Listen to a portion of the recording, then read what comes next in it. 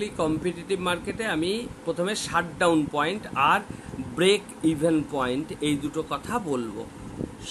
Break even point, আচ্ছা shutdown point মানে কি? শাটডাউন পয়েন্ট মানে হচ্ছে এমন একটা পয়েন্ট যেখানে ফার্ম ক্ষতি বা লস স্বীকার করেও প্রোডাকশান চালিয়ে যাবে। ফার্ম কতদূর পর্যন্ত লস হলেও প্রোডাকশান চালিয়ে যাবে, আমি প্রথমে একটা শাটডাউন পয়েন্টটা কোথায় হবে সেটা ডায়াগ্রাম দিয়ে দেখিয়ে দিচ্ছি। ধর ফার্মের এইটা এভিসি, এটা এসি কার্ভ, এটা এমসি কার্ভ। তাহলে ফার্ম যদি প্রাইস এই জায়গা থাকে তাহলে এইটা marginal cost, marginal revenue curve, এটা ইকুইলিব্রিয়াম পয়েন্ট। ফলে এইটা প্রাইস অ্যাভারেজ কস্টের থেকে প্রাইস বেশি, ফলে ফার্মের প্রফিট হবে।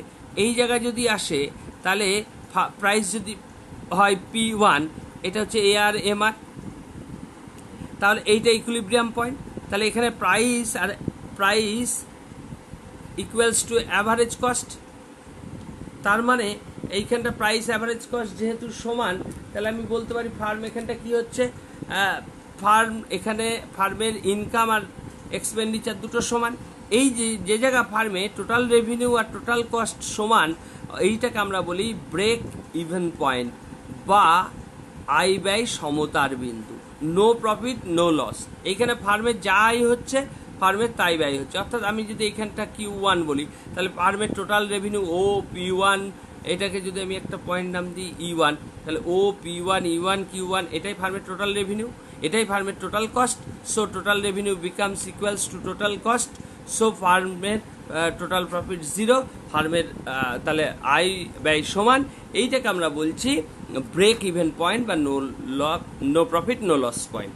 ওকে, কিন্তু যদি ফার্মের লস হয়, ফার্ম পারফেক্টলি কম্পিটিটিভ মার্কেটে লস সহ্য করেও প্রোডাকশন চালিয়ে যায় কতক্ষণ পর্যন্ত? যতক্ষণ পর্যন্ত ফার্ম তার অ্যাভারেজ ভেরিয়েবল কস্টটা তুলতে পারে। অর্থাৎ যতক্ষণ পর্যন্ত ফার্মের, আমরা জানি P গ্রেটার দেন এসি হলে ফার্মের প্রফিট হয়, P ইকুয়ালস টু এসি হলে ফার্ম কি হচ্ছে, টি আর টিসি সমান হচ্ছে, অর্থাৎ ব্রেক ইভেন পয়েন্ট বা টি। এইবার P যদি লেস দেন এসি হয় তাহলে ফার্মের লস হয়। এখন P লেস দেন এসি হলে ফার্মের লস হলে তখন ফার্ম প্রোডাকশন করবে না প্রোডাকশন বন্ধ করে দেবে। এইটা ডিপেন্ড করছে যে এই প্রাইসটা অ্যাভারেজ কস্টের থেকে কম, কিন্তু যদি price greater than average variable cost হয় তাহলে ফার্ম কিন্তু লস সহ্য করেও প্রোডাকশন চালিয়ে যাবে।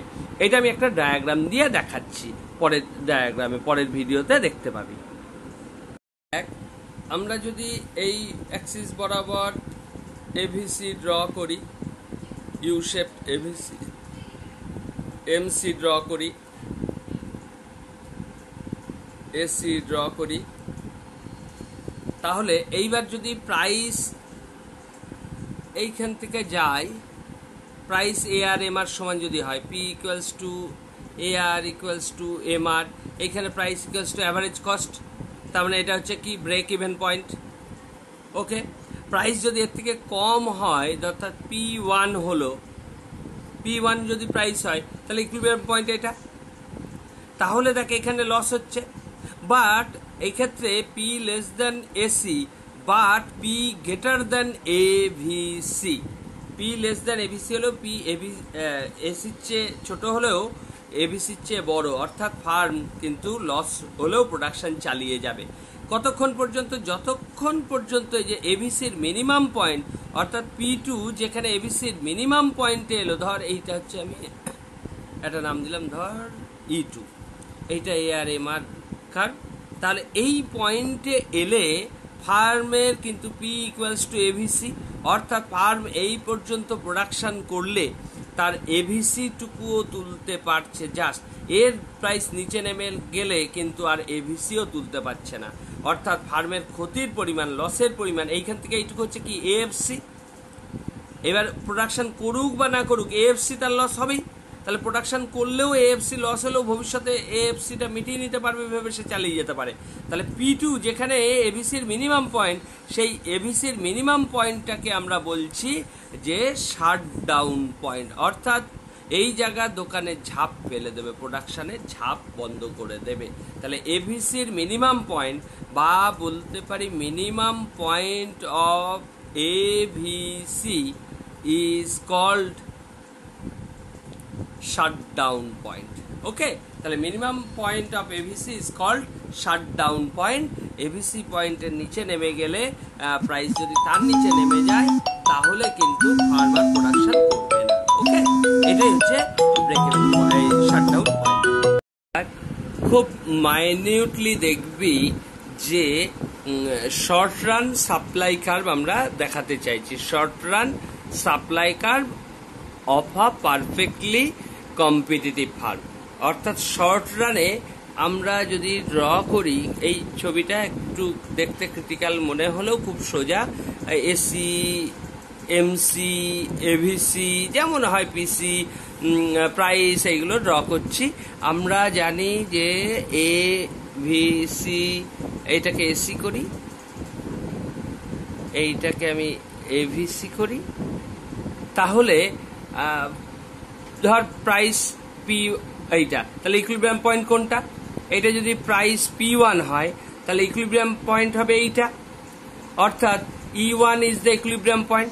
তাহলে P1 প্রাইসে ফার্মটা সাপ্লাই দেবে Q1 আউটপুট, তাহলে P1 প্রাইস, Q1 সাপ্লাই, তাহলে E1 is the point, supply point of the farm. আচ্ছা, প্রাইস যদি এর থেকে কমেও হয়, এর নিচে হয়, তাহলে এই জায়গা, এর নিচে হলো এই জায়গা, অর্থাৎ এমসি কার্ভটারই উপরে কোনো পয়েন্টই হবে তার সাপ্লাই কার্ভ, সাপ্লাই পয়েন্ট। তাহলে MC curve is also known as the supply curve of the perfectly competitive market in short run. কিন্তু এন্টায়ার এমসি কার্ভ কিন্তু পারফেক্টলি কম্পিটিটিভ মার্কেটের সাপ্লাই কার্ভ নয়। তাহলে কতদূর পর্যন্ত সাপ্লাই কার্ভ? এই পয়েন্টে সাপ্লাই কার্ভ এইভাবে, এইভাবে যদি আমি এই ব্রেক ইভেন পয়েন্ট দেখি, এটাও এই পয়েন্টেও সে সাপ্লাই দেবে, অর্থাৎ এই পয়েন্টেও তার সাপ্লাই কার্ভ। এর থেকে নিচে যদি প্রাইস হয় লস হবে, লস সহ্য করেও ফার্ম প্রোডাকশন করবে, অর্থাৎ এটাও ফার্মের সাপ্লাই পয়েন্ট। এর নিচে নামতে নামতে যদি ব্রেক ইভেন পয়েন্টে আসে তাহলেও সেটা সাপ্লাই কার্ভ। তার নিচে যদি প্রাইস নামে তাহলে ফার্ম কিন্তু আর সাপ্লাই দেবে না, এই জায়গাটা কিন্তু ফার্মার সাপ্লাই দেবে না। তাহলে ফার্মের সাপ্লাইয়ের পয়েন্টটা এইখান থেকে এই পয়েন্ট বরাবর উঠছে, তার মানে এমসি কার্ভের কোন জায়গা থেকে শুরু হচ্ছে? এভিসি কে যে পয়েন্টে কাট করছে সেই মিনিমাম পয়েন্ট অফ এভিসি থেকে স্টার্ট করে upward rising portion of MC. তাহলে supply curve of a firm under perfectly competitive market is the MC curve of the firm from its minimum point of AVC. তাহলে entire MC কার্ভটা কিন্তু ফার্মটার supply curve নয়, শুধুমাত্র minimum point of AVC থেকে শুরু করে এই আপওয়ার্ড পোর্শন যেটা, এইটাই হচ্ছে ফার্মের সাপ্লাই কার্ভ। তাহলে rising portion of MC curve or the MC curve from minimum point of ABC is called the supply curve of the farm. তাহলে শর্ট রানে ফার্মের সাপ্লাই কার্ভ যদি বলি যে এর নিচে কেন নয়, এর নিচে হলে ফার্ম তো প্রোডাকশন বন্ধ করেই চলে যাবে, ফলে এখানে তো কোনো সাপ্লাইয়ের প্রশ্নই আসে না। ফার্ম সাপ্লাই কোথা থেকে শুরু করছে? এই যে break even point, sorry supply shutdown point, এইখান থেকে প্রাইস যত উপরে উঠবে ফার্ম সাপ্লাই করতে থাকছে, অর্থাৎ ব্রেক ইভেন শাটডাউন পয়েন্ট থেকে এমসি কার্ভের আপওয়ার্ড রাইজিং পোর্শনের প্রত্যেকটা পয়েন্ট ফার্মের সাপ্লাই কার্ভকে ইন্ডিকেট করে। So entire MC curve from the minimum point of AVC is called supply curve of that firm. Okay, তাহলে শর্ট রানে পারফেক্টলি কম্পিটিটিভ মার্কেটের supply curve is the marginal cost curve, but entire marginal cost curve cannot be regarded as the supply curve of that farm. Only the portion from the minimum point of ABC, the upward rising portion of MC from the minimum point of ABC is called the supply curve of the farm. Okay. Increasing cost industry ক্ষেত্রে supply কার্ভটা দেখাচ্ছি আমরা। তাহলে long রানে supply curve দেখতে চাইছি। Long রানে ধর theoretical যেটা মুখে বলার আমি বলেছি, ধর আমরা জানি এই বরাবর প্রাইস নিয়েছি, ডিমান্ড কার্ভ, সাপ্লাই কার্ভ, তাহলে ইকুইলিব্রিয়াম পয়েন্ট এইটা, ইকুইলিব্রিয়াম প্রাইস এইটা, ইকুইলিব্রিয়াম কোয়ান্টিটি এইটা। ওকে, এখন আমরা মনে কর যে ইনক্রিজিং কস্ট ইন্ডাস্ট্রি মানে ইনক্রিজিং কস্ট ইন্ডাস্ট্রি মিনিং হচ্ছে যে increasing cost industry. Increasing cost industry মানে ডিম্যান্ড যতটা বাড়বে, ধর ডিম্যান্ড চেঞ্জ হলো ডি ড্যাশ, সাপ্লাইও রাইজ করবে, বাট সাপ্লাই কিন্তু সেই রেটে রাইজ করবে না, কম রেটে। তাহলে supply curve new demand curve D1, supply curve S1, তাহলে এখন ইকুইলিব্রিয়াম পয়েন্ট কোনটা হলো? এইটা, অর্থাৎ ইকুইলিব্রিয়াম প্রাইস এখন এইটা, কোয়ান্টিটি এইটা হচ্ছে প্রাইস, ঠিক আছে। তাহলে এই একটা ইকুইলিব্রিয়াম পয়েন্ট, এই একটা ইকুইলিব্রিয়াম পয়েন্ট, আরও যদি চেঞ্জ হতো আরও ইকুইলিব্রিয়াম পয়েন্ট পেতাম। সেই পয়েন্টগুলোকে অ্যাড করলেই আমি সাপ্লাই কার্ভ পাচ্ছি, long run supply curve of the firm. কখন? ইনক্রিজিং কস্ট ইন্ডাস্ট্রির ক্ষেত্রে। তাহলে ইনক্রিজিং কস্ট ইন্ডাস্ট্রির ক্ষেত্রে এইরকম লং রান সাপ্লাই কার্ভটা আপওয়ার্ড রাইজিং হয়। যদি ডিক্রিজিং কস্ট ইন্ডাস্ট্রি হয় সেক্ষেত্রে ঠিক অপোজিট কেস হবে, demand curve D, supply curve S, equilibrium point এইটা, ওকে। এখন ডিম্যান্ড যতটা বাড়বে, ধর ডি ড্যাশ, এটা হচ্ছে আমার কি ডিক্রিজিং কস্ট ইন্ডাস্ট্রি, তাই তো। ডিক্রিজিং কস্ট ইন্ডাস্ট্রি হলে সাপ্লাই অনেকটা বেশি বাড়বে, S1, তাহলে আমার পয়েন্ট কোথায় হলো? নতুন ইকুইলিব্রিয়াম পয়েন্ট হলো এইটা। তাহলে পারে এই হচ্ছে আমার long run supply curve of the farm. তাহলে লং রান সাপ্লাই কার্ভটা কেমন হবে? এইটা অ্যাকচুয়ালি আরও নিচে দিয়ে যাবে, এই পয়েন্টটা এইরকম দিলে তোরা আরও ক্লিয়ার বুঝতে পারতিস। এইরকম লং রান সাপ্লাই কার্ভ, অর্থাৎ ডাউনওয়ার্ড। এটা যেমন আপওয়ার্ড স্লোপিং পেলাম, এটা হচ্ছে downward sloping long run supply curve পাবো। এবার যদি কনস্ট্যান্ট কস্ট ইন্ডাস্ট্রি হয়, কনস্ট্যান্ট কস্ট ইন্ডাস্ট্রির ক্ষেত্রে ডিম্যান্ড যতটা রাইজ করবে সাপ্লাইও ততটা রাইজ করবে, ফলে ডিম্যান্ড কার্ভ ধর ডি, সাপ্লাই কার্ভ হচ্ছে এস। তাহলে ইনিশিয়ালি ইকুইলিব্রিয়াম পয়েন্ট এইটা, ডিম্যান্ড যতটা রাইজ করলো সাপ্লাইও যদি ঠিক ততটাই রাইজ করে, তাহলে আবার নতুন ইকুইলিব্রিয়াম, এই ইকুইলিব্রিয়াম পয়েন্টগুলো যোগ করলে আমি হরাইজেন্টাল পাচ্ছি, অর্থাৎ তখন লং রান সাপ্লাই কার্ভ হবে হরাইজেন্টাল। কখন? যখন কনস্ট্যান্ট কস্ট ইন্ডাস্ট্রি।